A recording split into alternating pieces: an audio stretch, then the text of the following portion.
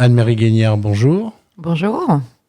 Alors, à nouveau, la revanche et la revanche, retour. La revanche, le retour, oui. Alors, il y a eu la revanche des nuls en orthographe, et puis aujourd'hui, c'est la revanche des têtes à trous. Des têtes à trous? Oui, oui, je parle de ma deuxième guérison, en fait. Voilà, donc l'orthographe d'un côté, et puis ce verdict qui m'était tombé dessus petite, plaqué le long de mon mur, et c'est la maîtresse qui dit ça à ma mère. Et en plus, elle a la tête comme une passoire. Et là, je me suis dit, une passoire? Mais une passoire, c'est là où on met les pattes à s'égoutter. Donc assez rapidement, j'ai pu fermer mes yeux et me dire, j'ai la tête avec de l'eau qui sort par des trous, en fait. Donc tout ce que j'apprends repart. En fait, ça part dans le vide. C'est une horreur. Enfin, c'est dire ça à un enfant. Bon, c'est la même qui avait dit à ma mère que je serais pas capable de balayer les couloirs d'un hôpital. Donc, je me dis à l'époque, ils prenaient pas de gants pour t'envoyer quelques informations. Puis j'avais envie de dire que quelque part, ce sont des professeurs qui t'envoient des prophéties. Et des prophéties, c'est compliqué à gérer dans sa vie. Et donc, bon, après, si j'avais pas eu ça, ben, je serais pas là. Donc, est-ce que c'est une chance? Pour moi, ça m'a sauvé la vie. En fait, je me suis guérie des mots et guérie de ma tête passoire en écrivant et en livrant au public, aux gens qui m'écoutent en conférence, dans les bouquins que j'ai écrits. Je pense que ça m'a libérée. Je suis quand même reconnue pour faire du bon travail. Aujourd'hui, je peux le dire. Ce que je raconte aux enfants qui se réparent en orthographe rapidement, c'est pas de la rigolade. Enfin, et pourtant, on rit ensemble, mais voilà, c'est une méthode. Elle est cadencée, elle est rythmée, elle est parfois pénible. Et je m'arrête. 2, je recule. Et 3, cherche de l'aide dans ta phrase. Cherche-moi, être et avoir. C'est ta seule et unique mission. Et dans la revanche des têtes à trous, c'est toute la guérison, j'ai envie de dire, de ce qu'on avait pu me taxer. Elle n'a pas appris sa leçon. Elle travaille pas, manque de travail personnel. Alors ça, c'était le truc basique. Bon, j'étais pas non plus au ras des pâquerettes, mais bon, j'atteignais la moyenne. Des fois oui, des fois non. Voilà, je sentais bien que j'étais capable de faire mieux, mais je savais pas comment.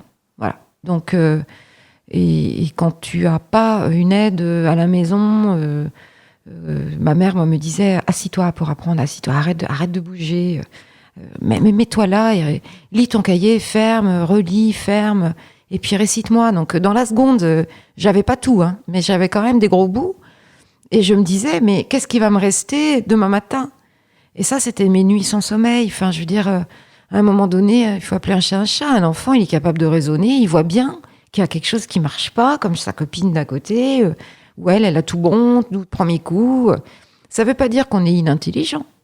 Je pense qu'on a une autre intelligence, une autre façon d'apprendre et qu'on n'est pas tous fait pareil. Et puis les instituts le savent parfaitement, que dans leur classe, ils n'ont pas 25 ou 30 têtes qui marchent pareil. Donc, mais quand tu es petit et qu'on ne te l'explique pas, moi, on m'aurait dit petite, alors toi, tu vois, pour apprendre, mets-toi debout. Bon, bah, ça m'aurait déjà donné des indications. Ou, tu as envie de tourner en rond? Eh bien, tourne en rond. Et regardez les enfants qui tournent autour de votre table de salon. Ils vont tourner dans le sens des aiguilles d'une montre. Et c'est comme ça que j'ai créé ma méthode et que vous retrouverez dans la revanche des têtes à trous. On part à midi et on revient à midi comme sur le cadran d'une pendule et on ne dépassera jamais le chiffre 7. Le 7 qui est un chiffre, j'ai envie de dire biblique, magique. Dans la religion musulmane, on le trouve. Les 7 plaies de la Vierge. On va trouver les 7 nains de Blanche-Neige. Et ce 7, moi, m'a sauvé la vie. Tout simplement. La 7e vague.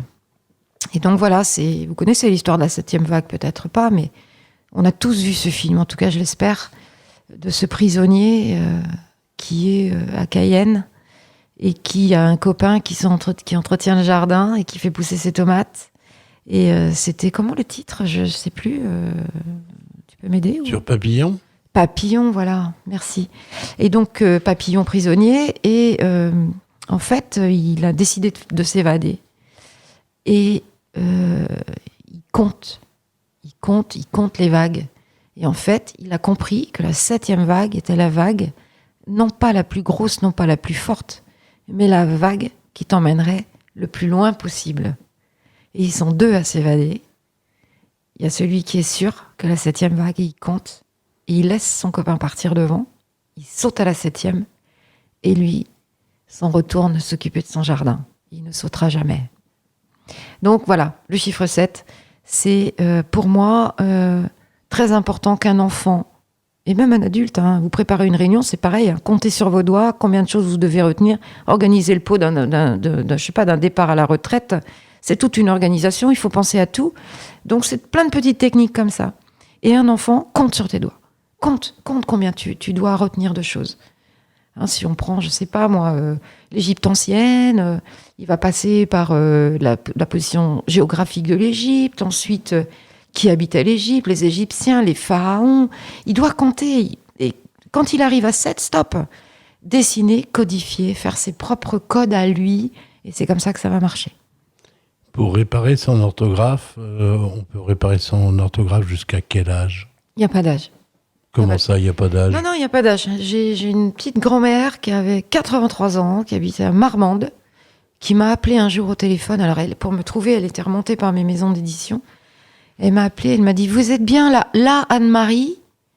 Alors, je lui ai dit « Oui, vous êtes ?» Elle me dit « Mais je m'appelle Simone, j'ai 83 ans et je ne veux pas mourir avec mes fautes d'orthographe. » Je lui ai dit « Mais où est-ce que vous êtes ?» Elle me dit « Je suis dans le sud de la France. » Et ben, je me suis dit, j'ai plus qu'à aller dans le sud de la France. J'ai pris ma voiture. J'ai passé 4 jours avec elle. Ça a été extraordinaire. Extraordinaire. Et comme quoi, à 84 ans, elle était là. Elle était super concentrée. Elle a adoré.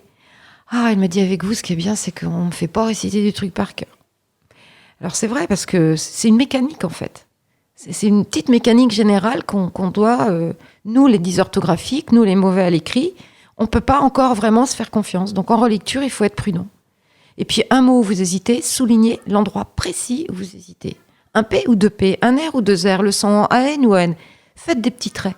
Et moi, pour les enfants, j'appelle ça, on va mettre ça dans le sac à mots. Pour retenir quelque chose, il suffit de libérer son cerveau et puis d'être bienveillant avec soi-même, d'apprendre à s'aimer. Ah ouais. Plus on s'aime, plus je pense que notre cerveau, il passe, lui, son temps à balayer, c'est-à-dire à ne pas s'encombrer de trucs inutiles. Donc, et heureusement d'ailleurs, sinon on tomberait fou si on devait tout garder en tête tout le temps. Et les enfants, quand ils se sentent en sécurité, qu'il y a de la bienveillance, qu'on le laisse se dépatouiller un peu tout seul, quand on a trouvé son profil mnémonique principal, ça c'est dans le bouquin, il y a un test, c'est 45 questions, c'est 20 minutes, vous saurez si votre enfant c'est un visuel, un kinesthésique, un auditif, un peu des trois. Et je vous donne les détails pour l'aider à travailler en utilisant sa mémoire prédominante. On a tous et toutes une mémoire prédominante. Ça, c'est hyper important. Donc, quand on sait qui on est et qu'on commence à s'aimer, et le résultat, il arrive au bout. Il arrive au bout. Je connais pas un enfant qui veut avoir des mauvaises notes. Lui, il veut que des bonnes notes. Mais on lui a pas donné les moyens. C'est ça ce que je leur apporte, moi. C'est, moi, j'ai confiance en toi. Tu sais, ton prof, demain, s'il veut savoir si les élèves vont bien travailler, ils vont vous faire une interro surprise. Mais tu sais quoi ? Chaque fin de cours, prépare ton interro surprise. Fais l'école inversée. Trouve-moi 4 ou 5 questions. En 50 minutes, il vous a pas passé 1000 notions, ni en maths, ni en physique, ok ? Donc, prends le temps de me trouver 3-4 questions. Et moi, je dis aux enseignants aussi, s'il vous plaît, changez votre pratique. Arrêtez de passer un cours magistral. Alors bon, je parle plutôt là des collégiens, voire des lycéens. Moi, j'ai souvenir d'une prof d'histoire, quand elle arrivait dans la classe, elle disait « Fermez vos yeux, écoutez-moi ». Moi, j'ai un souvenir de la crise de 29, c'est comme si j'étais au cinéma. Elle nous racontait que les banquiers faisaient faillite, qu'ils sautaient par-dessus les balcons. Moi, je les voyais basculer. Voilà, c'était un cours différent. Faire mettre ses élèves debout pour essayer de leur redonner des petites consignes avant de les quitter. Leur dire « Bon, tous les visuels, là, dessinez-moi votre cours. Je veux une carte mentale pour demain. Les kinesthésiques, allez-y. Écrivez, dessinez. » Alors, les kinesthésiques, c'est facile de les reconnaître, ils dessinent comme des pieds. Et j'en fais partie. Mais c'est pas grave, on se débrouille. On dessine mal, mais on va y arriver. L'auditif, en fait, c'est le bon élève, lui. Lui, tout est monté pour lui. Donc lui, on s'en occupe pas. On n'a pas besoin. L'auditif qui pourrait éventuellement venir en remédiation orthographique ou en mémoire, C'est juste qu'il ne sait pas bosser ou qu'il n'a pas envie. Mais lui, il s'en sortira toujours puisque l'école, jusqu'à l'enseignement supérieur, c'est écoute-moi et redonne-moi ça pour demain. Ok ? Moi, ce qui m'intéresse, c'est de me dire, sauf handicap. Malheureusement, on a des enfants qui, parfois, naissent avec un handicap. Mais là, on n'est pas dans le handicap. Même si votre fils ou votre fille est dyslexique. Et alors ? Ça ne les empêche pas d'apprendre. Et puis, il reste à savoir qui a posé le diagnostic.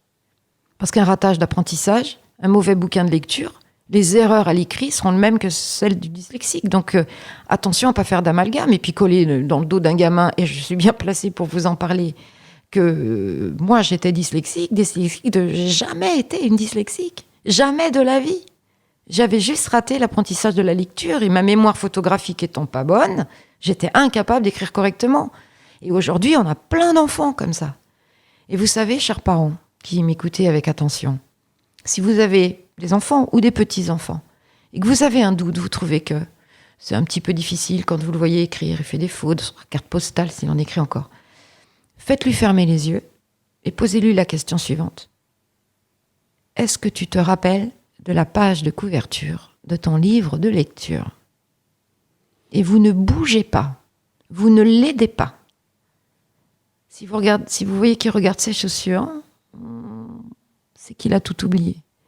Donc il a appris à lire tout seul en fait. Donc ce sera un mauvais lecteur, il lit mais c'est pas forcément fluide, et c'est pas parce que tu sais lire que tu sais écrire.